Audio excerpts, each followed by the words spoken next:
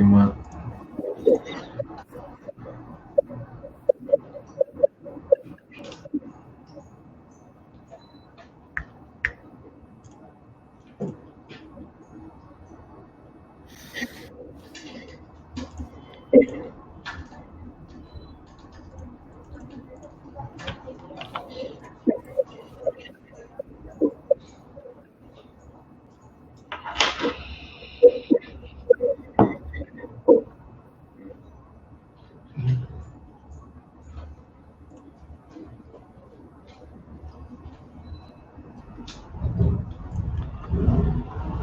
Listo, señor Jaime. Entonces, por favor, cuente hasta 10 y comience su charla.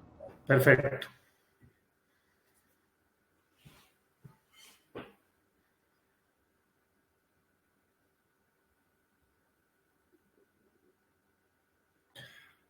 Hola a todos, bienvenidos a esta pequeña charla acerca de escaleras en medios de evacuación. Entonces, pues nada, primero que todo me presento. Mi nombre es Jaime Andrés García, soy arquitecto.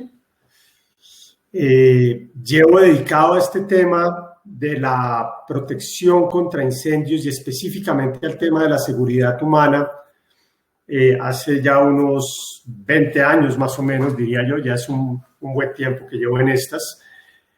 Actualmente soy gerente de una compañía que se dedica específicamente, entre otras cosas, se dedica al tema de la seguridad humana y la protección contra incendios. Y por otro lado, pues también hago parte del comité AIS 500, soy el director del comité AIS 500, que somos los que estamos encargados de hacer la revisión de los títulos J y K de la NCR 10. Para los que no son de Colombia, pues la NCR 10, como muy seguramente ya se los habrán dicho en alguna otra conferencia, pues es la norma que regula el tema de estructuras, todo el tema de sismoresistencia y el tema de protección contra incendios en los títulos J y K. Y pues adicionalmente soy catedrático y dicto clase en la Universidad de los Andes y adicionalmente pues me la paso en dictando de este tipo de conferencias, lo cual me apasiona mucho poder compartir y distribuir conocimiento y sobre todo aprender de los demás. Entonces, pues nada, la idea de esta charla, yo creo que entremos ya en materia, es básicamente que hablemos sobre escaleras y específicamente el medio de evacuación, como lo dice el título. ¿Cuál es la génesis o la razón de esta charla? Básicamente, como mi formación es de arquitecto, siempre ha sido, digamos, desde mi punto de vista, me ha llamado mucho la atención entender cómo la arquitectura debe responder a los problemas de seguridad humana y de protección contra incendios, no solo desde el punto de vista es puramente, digamos, normativo, donde le explican a uno las medidas y la receta de cocina que yo llamo, que es lo que en términos generales las normas prescriptivas nos dicen, sino ir un poco más allá y entender el porqué de esas medidas que afectan sobre todo la arquitectura. Y las escaleras son uno de esos temas que es, desde un punto de vista bien simple de entender y de aplicar, pero por otro lado es donde más complicaciones ve uno desde el punto de vista arquitectónico. Digamos que más allá de la generalidad que debe cumplir un proyecto con temas de seguridad humana, cuando uno entra en la particularidad, al detalle, el tema de las escaleras es uno de esos temas que es bien complejo, porque además el hecho de circular por una escalera, el simple hecho de circular por una escalera ya conlleva un riesgo implícito por el hecho mismo de lo que implica una escalera. yo creo que todos conocemos familiares, amigos o lo hemos vivido en carne propia, de personas que se han rodado por las escaleras, como se dice coloquialmente.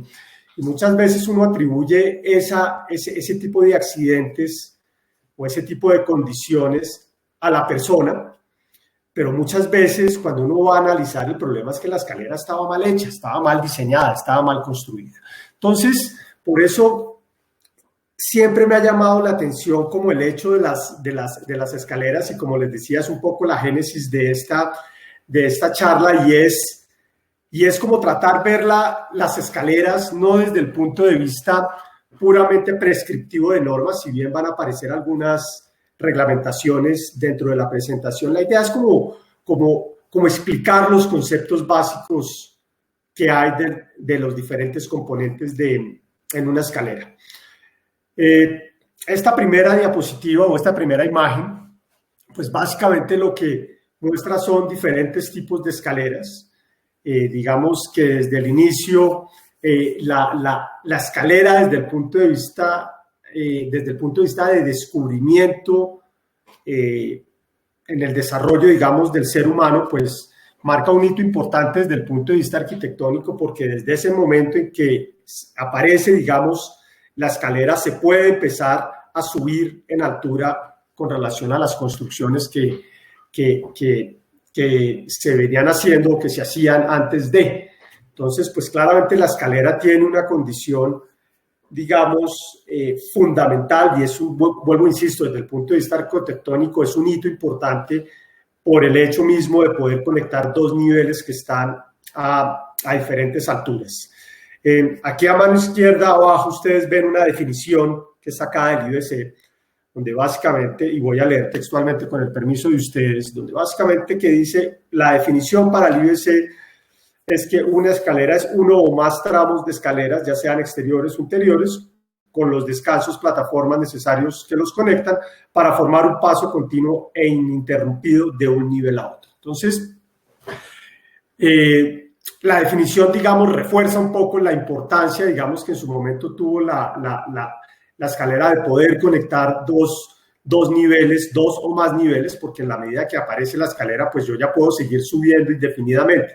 Tipos de escaleras, y pues claramente ya tendríamos que entrar a una charla diferente de cómo ha sido la evolución de la escalera durante estos siglos, pero básicamente lo que podemos ver en la diapositiva son diferentes alternativas de escaleras, digamos, a través de la historia, y cómo el tema de la escalera poco a poco se ha ido sofisticando y se ha ido tecnificando además, porque ya hoy en día lo que tenemos hoy en el tema de las escaleras, pues ya es un tema totalmente tecnificado, totalmente regulado, en comparación a lo que antes se hacía para simplemente tratar de poder lograr ese ascenso de un nivel a otro. Digamos que una constante que tienen las escaleras que vimos anteriormente, pues básicamente es el hecho de que las escaleras tienen una constante, y es que el usuario siempre ha sido el mismo. Y cuando me refiero al usuario, me refiero a nosotros como seres humanos, lo cual quiere decir que las escaleras siempre han tenido que acomodarse o diseñarse para el cuerpo del ser humano. Entonces, ¿por qué hago referencia a este tema? Acá vemos en la diapositiva, pues, una referencia de muchas que hay de estudios del cuerpo del ser humano, en este caso el modulor de Le Corbusier, que en su momento fue el punto de partida, o el punto de partida no, sino como la referencia para las proporciones que deben tener los espacios asociadas a su habitante o a su usuario, que en este caso, vuelvo, insisto, somos nosotros. En ese orden de ideas, las escaleras tienen que responder a una anatomía, a una ergonomía del ser humano para poder ser funcionales. Obviamente, si no pensáramos en el ser humano como el usuario de la escalera, pues al fin y al cabo, pues construiríamos escaleras que básicamente no van a funcionar porque simplemente no están diseñadas para los usuarios finales. Y créanlo o no, hoy en día encontramos muchas escaleras que por su misma condición de diseño y de construcción, pues no están acondicionadas a la anatomía del ser humano, y ahí es donde muchas veces suceden los accidentes. Vuelvo y les insisto, uno suele por lo general culpar a las personas por el mal uso de las escaleras. Sí, señores, las escaleras hay que usarlas bien y eso es otro tema muy diferente. Pero claramente cuando uno va en una escalera, uno tiene que estar alerta, no puede ir hablando por celular, no puede uno ir bajando paquetes, porque, vuelvo e insisto, como decía al inicio, es una condición riesgosa de circulación, por así decirlo. Entonces, pues claramente el centro del diseño de las escaleras y de los requerimientos que las normas dan, pues obviamente son las personas y su ergonomía. Suena obvio, suena de sentido común, pero vuelvo y les insisto, la razón de ser de esta charla es porque básicamente uno se encuentra con que muchas veces falta el sentido común cuando estamos hablando de muchas cosas, pero específicamente de las escaleras. Bueno, sigamos adelante. Cuando hablamos de escaleras, pues básicamente podemos encontrar dos condiciones de uso de las escaleras, que aparentemente pueden parecer iguales, pueden parecer lo mismo, pero son diferentes. Tenemos todo el tema de accesibilidad universal, que claramente regula todo el tema de escaleras y regula todo el tema de cómo acceder a los proyectos.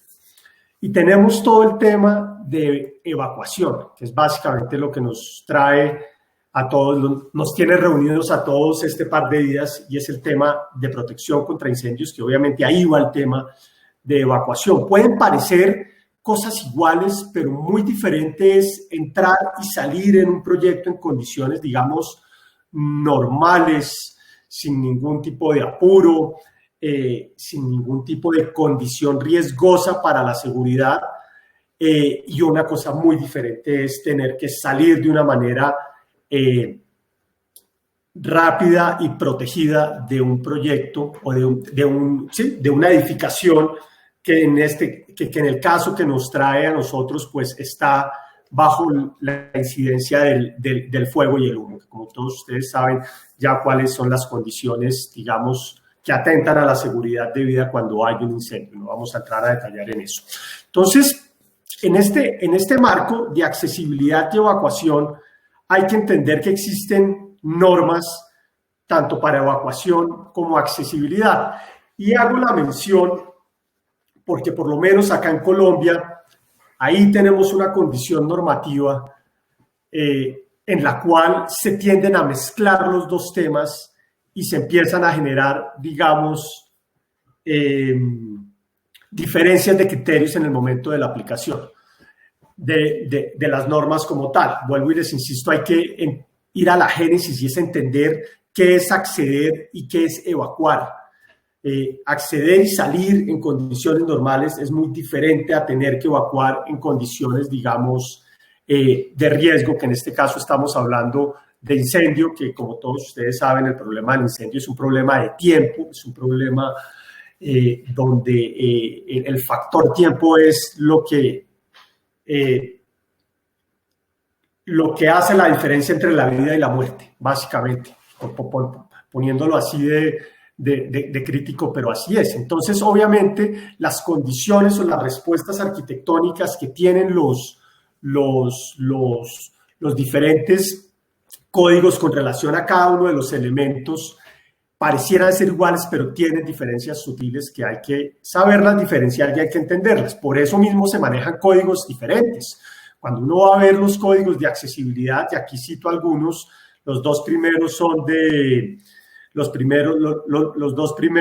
de Colombia, está el código A de Estados Unidos, el UNE 17001 de Europa, el IBC, que el IBC, como todos ustedes saben, es un código de construcción, tiene su capítulo también de accesibilidad. Y por otro lado, tenemos las normas y los códigos que nos hablan de protección contra incendios, de seguridad humana en caso de incendio,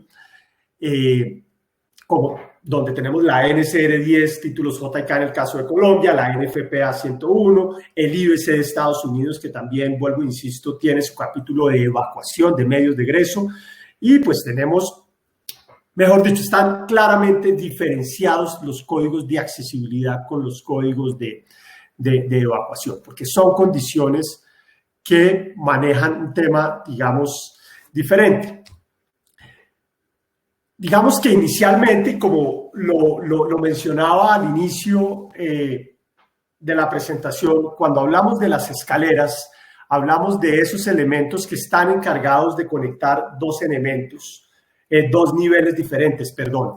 Y esos dos niveles, por lo general, se entiende siempre es como de acceso. Yo me acuerdo cuando yo estaba en la universidad, a uno le enseñan es cómo debe acceder la gente a los proyectos, pero nunca le enseñaron a uno cómo debe salir la gente de un proyecto. Son dos temas, como les he dicho, bien diferentes. Claro, inicialmente, mucho tiempo atrás, pues la condición de acceder y salir en caso, digamos, acceder en condiciones normales y salir en caso de algún tipo de emergencia por las condiciones mismas de las construcciones, pues no había un riesgo implícito que llevara a la necesidad de sofisticar el tema. Sin embargo, en la medida que la arquitectura y los proyectos empezaron a crecer en altura, aquí a mano izquierda les muestro un edificio que en principio es el primer rascacielos que hubo, que es el edificio que ustedes ven acá, construido en 1885. Entonces, a medida que empezamos a subir en altura, empezamos primero a tener un problema de densidad, más cantidad de gente, más niveles que se conectan, etcétera, etcétera. Y pues claramente eso en caso de incendio conlleva un problema. Tal vez el detonante de todo este problema, de esta condición, como ustedes bien lo saben, es el incendio de 1911, donde se generó este incendio icónico por todo lo que llevaba de fondo en cuanto a las mujeres, en cuanto a la condición discriminatoria que había en su momento, pero adicionalmente murieron muchísimas mujeres por causa de un incendio. Y ese es el inicio, en términos generales, hablando de la NFPA, del inicio de los códigos de seguridad humana. Entonces ahí, cuando aparece la Comisión de Seguridad Humana, si mal no estoy, en 1913, en 1916 sale el primer código que trata de mejorar la condición de seguridad, la condición de seguridad de las personas en caso de un incendio, pero, perdón, no es un código, es un folleto que habla de escaleras exteriores como salida de incendio. Entonces, ahí, digamos, a lo que voy yo con esto es que se demuestra la importancia que tienen las escaleras en el tema de seguridad humana, pues obviamente porque en la medida que yo subo, pues tengo que bajar, y si subí por escaleras, bajo por escaleras. Entonces la escalera es en esencia la salida para efectos, es la salida por esencia para efectos de seguridad humana en caso de incendios o cualquier otra emergencia. Pero obviamente, vuelvo, insisto, en la medida que vamos subiendo, pues el problema se va agravando y por eso el tema de las escaleras es tan sensible dentro del esquema de protección, dentro del esquema de seguridad humana. Bueno, y a mano derecha pues ya vemos cómo ya los edificios, en la medida que vamos subiendo, se va poniendo, digamos, todo se vuelve más complicado, no solo por los problemas de altura, de accesibilidad de bomberos, que todos sabemos, por la densidad de ocupantes que tenemos, porque en la medida que vamos subiendo, pues tenemos más ocupantes, tenemos más combustibles, etcétera, etcétera, pero bueno, eso es otro tema. Ya viéndonos, digamos, cuándo se necesita empezar a utilizar escaleras, tenemos el código, los diferentes códigos manejan diferentes reglamentaciones. Yo voy a ir muy por el lado de la NFPA 101 y también de la NCR 10, pero tenemos, por decir algo, que a la luz de la NCR 10, de la NFPA 101, cualquier cambio de nivel que supere 13 milímetros o 1.3 centímetros debe ser salvado o debe ser superado, bien sea por una escalera o una rampa normalizada. Si es inferior a ese cambio de nivel, pues ahí la norma nos dice que debemos biselar ese cambio de nivel, etcétera, etcétera. Pero a lo que va a este punto es entender que una simple diferencia de 1.3 centímetros o 13 milímetros puede causar ya un tropiezo, como lo muestra en esta imagen del handbook de la NFPA 101, que un simple desnivel de esa característica ya genera un problema. Problema que se tiene que solucionar, bien sea con una rampa o bien sea con una escalera. Claramente, si estoy por encima de los 13 milímetros, la forma más lógica es con una rampa, porque si lo trato de librar con una escalera, pues me voy a encontrar que la contrahuella mínima debe ser de 10 centímetros para efectos de poder considerar una escalera, digamos, normalizada. Entonces, cuando ya tenemos cambios de nivel, bien sea a nivel del piso o bien sea porque necesito subir de un nivel a otro y tengo que o me veo en la necesidad de utilizar escaleras, pues una de las primeras preguntas que siempre aparece es el tema de los anchos de las escaleras. Entonces, aquí ustedes lo que ven en esta diapositiva es básicamente un tema de unos anchos en función de cuánta gente va a utilizar esa escalera. Entonces, en ese orden de ideas, este era un método inicial que había, que era el módulo por ancho de salida, donde se decía una persona ocupa 60 centímetros más o menos. Y entonces, en la medida de que yo tengo una escalera de 60, pues sirve para una persona, de 90 sirve para persona y media, lo cual quiere decir que si una persona va bajando y otra va subiendo, pues una de las dos tiene que ponerse de medio lado para que siga subiendo. 120 centímetros ya me sirve para 2 personas, 180 me sirve para 3 personas. Entonces, en ese orden de ideas, pues entiende uno por qué las normas tienen unos mínimos y esos mínimos por lo general van asociados a este tipo de análisis. Claro, esos mínimos, por decir algo, hablando del 1.20, que es el mínimo, digamos, estándar en muchas normas, cuando hablamos de la NFPA o del IBCA, hablan de 1.12 como mínimo. Entendemos que ese mínimo funciona para 2 personas subiendo y 2 personas bajando, 2 personas en la misma dirección. Sin embargo, cuando vemos la foto de la derecha y vemos al bombero, entendemos que el bombero ocupa más espacio y por esa razón la NFPA, tiempo atrás, hizo una modificación en su código relativamente reciente, porque fue en el 2000, que hizo esa modificación, donde cuando ya hay una ocupación que va a permitir o que me va a llevar a un punto donde yo tengo una condición de circulación de bomberos y personas evacuando al mismo tiempo, eso suele pasar en edificios muy altos con poblaciones muy densas, pues el mínimo no puede ser 1.20 o 1.12, porque simplemente un bombero ocupa mucho más espacio al que ocuparía una persona normal. Por eso, ya el mínimo, por decir algo, en el caso de la NFPA, cuando hay más de 2.000 personas que utilizan la escalera, carga total que utiliza la escalera,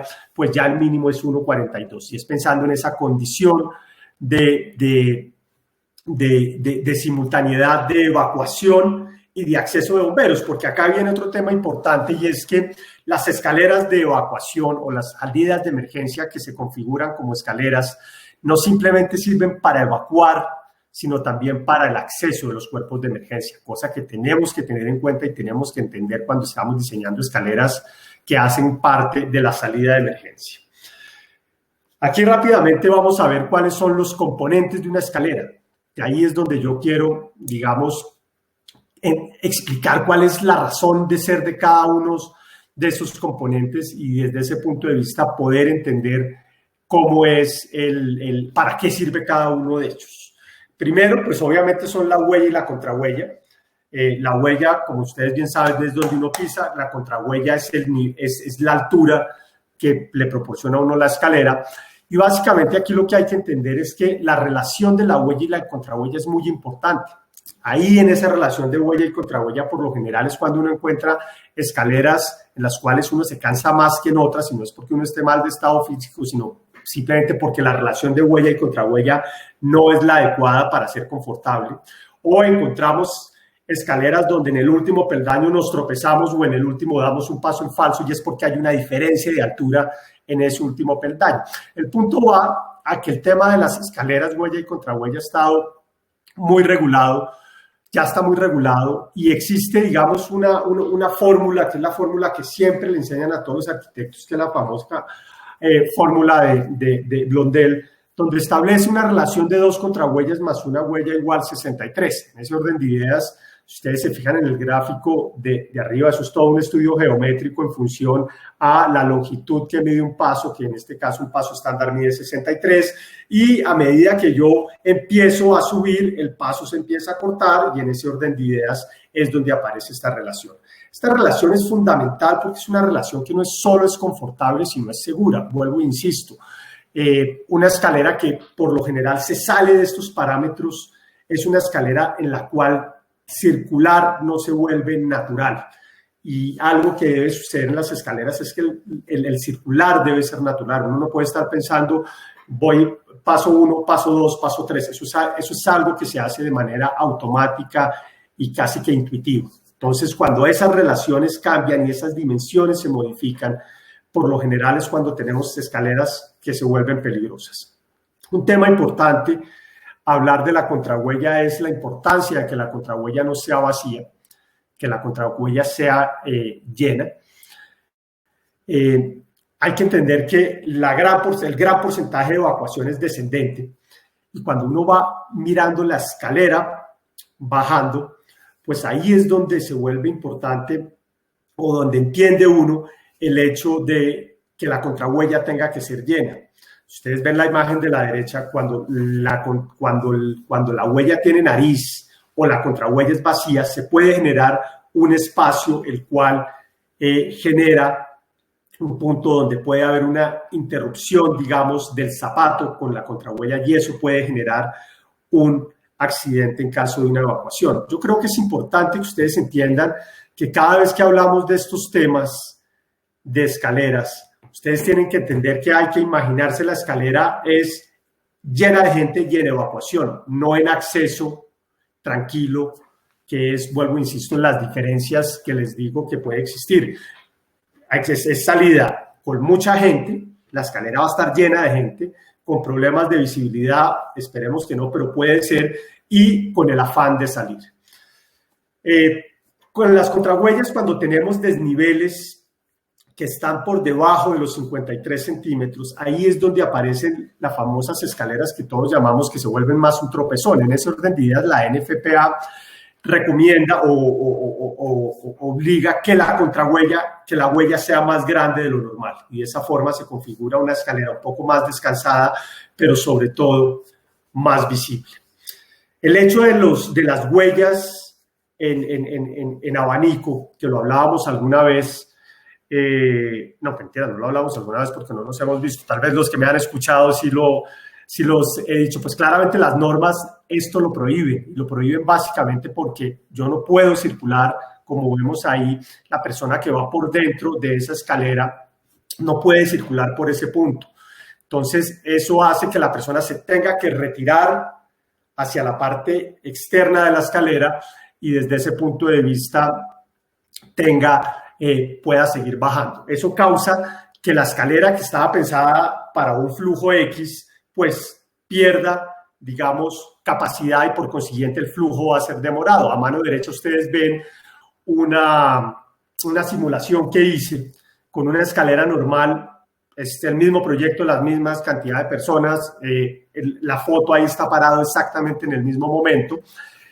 Donde ustedes ven, la de arriba es una escalera normal, la de abajo es una escalera en abanico, con configuración en abanico, y fíjense el retardo que se genera porque simplemente el flujo se disminuye, yo me atrevería a decir que a la mitad, porque si en una escalera de 1,20 pongo yo un abanico, pues termino teniendo una escalera que en últimas va a tener 90, 60 centímetros efectivos.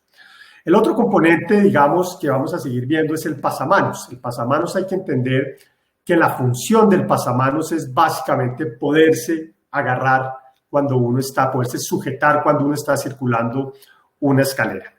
esa circulación por parte, cuando uno circula una escalera, vuelvo y les insisto, es un evento que eventualmente cualquier tropiezo yo debo tener de donde poder sujetarme para efectos de no caerme e irme escaleras abajo. El pasamanos juega un papel fundamental dentro de las escaleras, tanto de acceso como de salida, pero de salida se llega hasta el punto que normas como la NFPA no reconoce el ancho efectivo de una escalera en la medida que no tengo pasamanos cerca. Yo puedo tener una escalera muy ancha, pero si no tengo pasamanos para que la gente pueda, digamos, circular acompañada de un pasamanos, no me reconoce esos anchos, porque el pasamanos es una pieza fundamental para que se pueda circular seguramente por una escalera.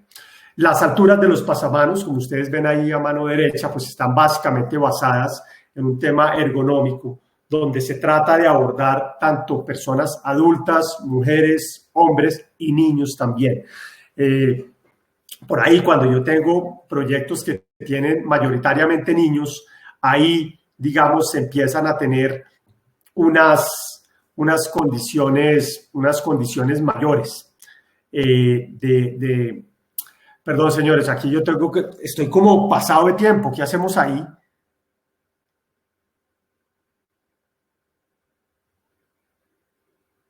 Hola. Ya un segundo. Hola, Jaime. Porque estoy pasadísimo de tiempo. Sí, ahí te escucho. ¿Cuánto te dio? Pucha, ahorita ya voy en media hora.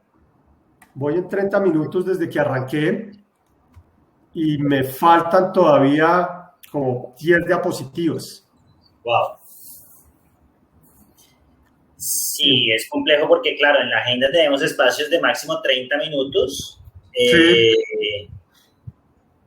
Lo ideal es que estén marcadas unos 25 para tener un espacio de preguntas. Porque, ¿qué pasa? Si la dejamos tan larga, la gente a los 30 minutos le va a decir, ya está empezando otra y se sale y se va y después... Claro, no, entiendo perfectamente. Entonces, pues nada, yo no sé si es que volvemos a arrancar y echo menos lora. Pues yo creo. Para que nos quede bien. Yo creo porque todavía me falta y sí está, pues ya estoy muy encima del tiempo. Entonces, que tratar de resumirla para empezar de pronto en 1 o 2 minutos e ir máximo hasta las 5:25. No, yo creo que las diapositivas son las que son. Tal vez lo que tengo es que hablar es menos paja en cada una de ellas. Eso. Básicamente tendría más o menos como menos de 1 minuto